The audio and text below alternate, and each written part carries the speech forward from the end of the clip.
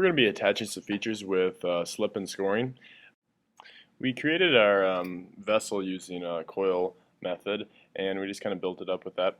Kind of fixing some of the bottom parts and smoothing it out, make sure everything is the way you want it before you actually attach things, because once you attach things it makes it a little bit more difficult. You're going to assemble your pieces. For this example, I'm making a piggy bank, so there will be legs, ears, eyes, and we'll go into the eyes a little bit more. But what you're going to be doing with scoring is basically making lines in the clay and kind of roughing up the texture so you're able to attach it. It kind of acts as a Velcro. If you once you have it scored, then what you need to do is you need to apply slip.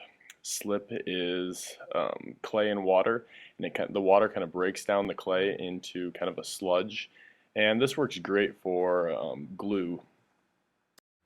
Once you have it glued down and attached, what you'll want to do is make sure that there's no seam showing, especially with the legs or any kind of pieces that are going to actually be structural to the project.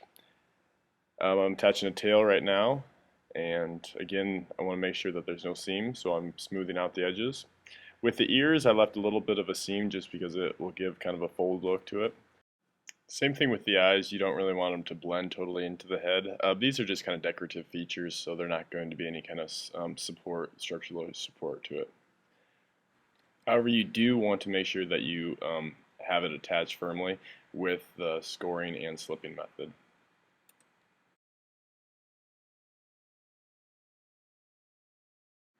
Whenever you attach something, you'll want to have a certain amount of surface area. Mainly just to be able to attach firmly, and again, like with the ears, you're not going to have them real thin, you're going to have them thicker at the base, and that way it will make sure that you have a nice connection.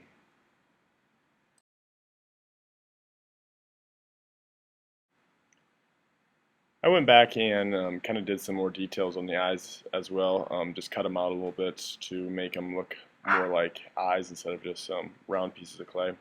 So it gives it a little better, little more detail to it. I did this by cutting in eyelids and kind of pupils. I just used that one piece of clay and then carved into it. And you can add as much detail as you want. You can do other attachments, other features. If you're making a different type of animal, you can connect whatever you want.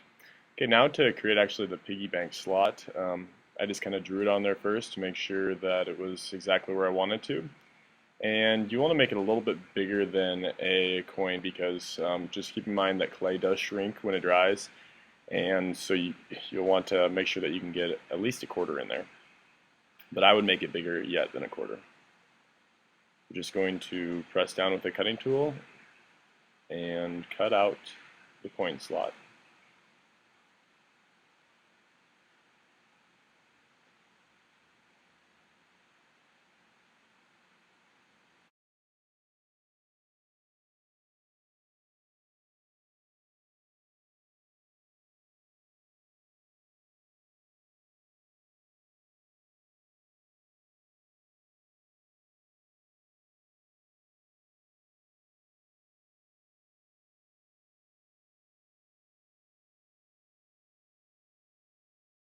You want to remove the excess coin slot and then just kind of smooth it out so it's not sharp. I'm going to make mine a little bit bigger just in case.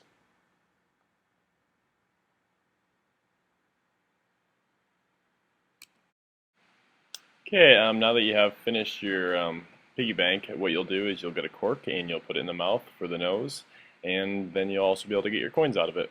Thanks for watching.